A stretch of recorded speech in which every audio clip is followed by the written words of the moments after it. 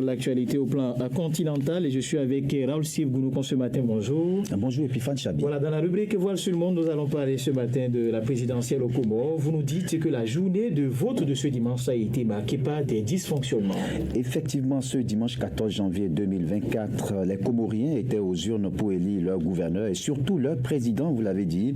Ils sont 338 000 électeurs sur une population de 836 000 personnes. Pour ce premier tour des élections, la journée de scrutin de ce dimanche a été marquée par un certain nombre de dysfonctionnements. Les bureaux de vote ont ouvert avec au moins 1h30 de retard. À l'origine de ce retard, les urnes et le matériel électoral n'ont pas été livrés à temps.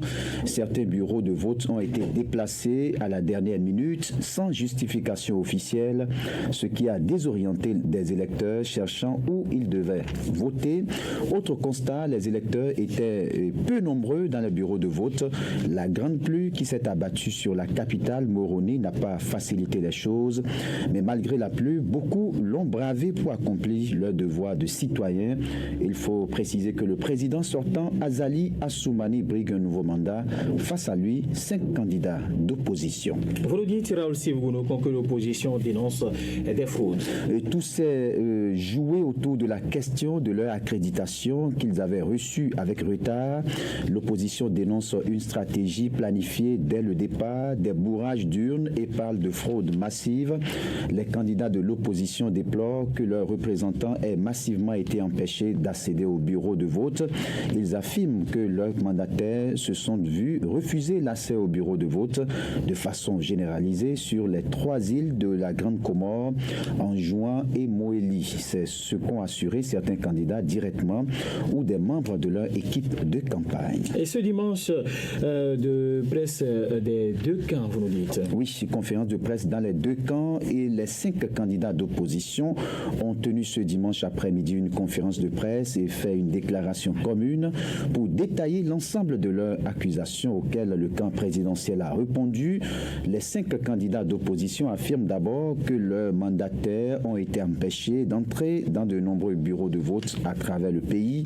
Ils accusent aussi l'armée d'avoir récupéré des urnes dès la mi-journée, particulièrement dans l'île d'Anjouan, mais aussi dans la capitale Moroni pour les déposer dans des casernes de la gendarmerie. Ils dénoncent également des bourrages d'urnes et considèrent pour toutes ces raisons qu'il n'y a pas eu d'élection. Après avoir énoncé ce constat, les 5 candidats d'opposition ont expliqué vouloir poursuivre leur concertation avant de décider des suites à donner. Ces déclarations n'ont guère ému Oumed Nsaidi, le porte-parole du gouvernement et directeur de campagne du président sortant Azali Assoumani, qui répond point par point au sujet de la question, par exemple, des mandataires. Les opposants n'ont tout simplement pas réussi à en trouver suffisamment. Les bourrages d'urnes, argument classique des opposants, et ce n'est pas le cas, déclare-t-il. Les militaires qui emportent des urnes, qu'on m'apporte les preuves et de rappeler pour finir qu'il existe des voies de recours légales selon ses propres termes.